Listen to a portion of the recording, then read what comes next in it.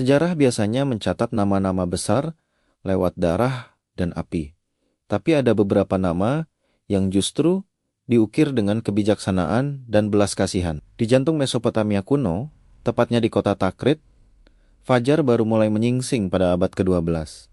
Disinilah kisah kita dimulai. Di tengah kekacauan yang melanda wilayah Islam kala itu, lahirlah seorang anak yang kelak akan mengubah dunia. Dia bukan lahir dari kemewahan takhta, tapi dididik dengan keberanian dan nilai-nilai keadilan. Masa kecilnya di Takrit dan Damaskus menjadi tempat ia menyerap ilmu dan adab, membentuk karakter kuat yang jadi fondasi hidupnya. Perjalanan hidup kemudian membawanya ke Mesir, sebuah negeri yang waktu itu lagi goyah-goyahnya. Di Kairo, Salahuddin membuktikan kalau dia bukan cuma sekadar tentara, tapi ahli strategi yang brilian. Dia nggak cuma jadi pemimpin, tapi juga membersihkan korupsi dan memperkuat pertahanan. Baginya, kekuatan sejati itu bukan cuma soal tajamnya pedang, tapi soal persatuan dan pemerintahan yang adil. Dengan bijak, dia mendirikan dinasti Ayyubiyah dan menjadikan Mesir sebagai mercusuar kekuatan baru. Tapi Mesir cuma awal dari panggung besarnya.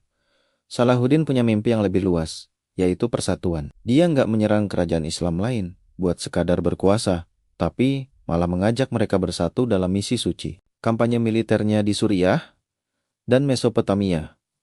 Tujuannya satu, menegakkan persaudaraan. Di bawah kepemimpinannya, berbagai faksi yang dulunya pecah mulai bersatu, membentuk kekuatan tangguh yang siap menghadapi ancaman besar. Dan benar saja, badai itu datang di Bukit Hatin, dekat Danau Galilea. Disinilah pasukan Salahuddin bertemu dengan Satria Salib dalam pertempuran yang mengubah sejarah. Dengan taktik yang cerdas, dia memanfaatkan panasnya gurun untuk menjebak lawan. Tapi ingat, ini bukan soal balas dendam.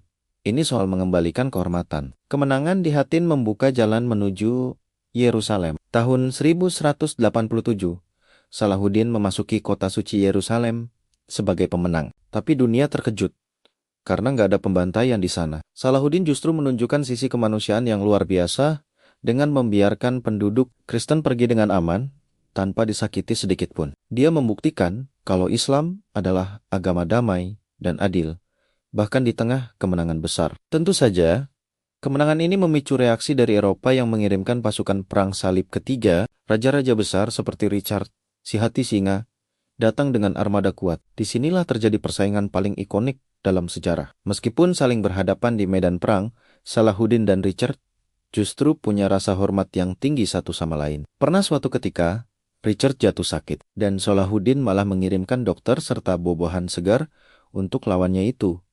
Keren banget kan? Akhirnya, setelah pertempuran yang melelahkan, kedua belah pihak sepakat kalau damai itu jauh lebih baik. Tahun 1192, lahirlah perjanjian Ramlah yang menjamin keamanan peziarah di Yerusalem. Di sisa hidupnya, Salahuddin fokus membangun madrasah dan memastikan rakyatnya sejahtera. Dia lebih memilih jadi sultan yang saleh daripada sekadar penakluk wilayah. Nama Salahuddin Al-Ayyubi nggak cuma harum di dunia Islam, tapi juga sangat dihormati di Barat sebagai sosok satria sejati. Warisannya adalah semangat persatuan dan keadilan yang terus hidup sampai sekarang. Dia adalah bukti nyata kalau kekuatan hati dan prinsip yang benar bisa mengalahkan segalanya. Terima kasih sudah mengikuti perjalanan sejarah ini, dan sampai jumpa di kisah luar biasa lainnya.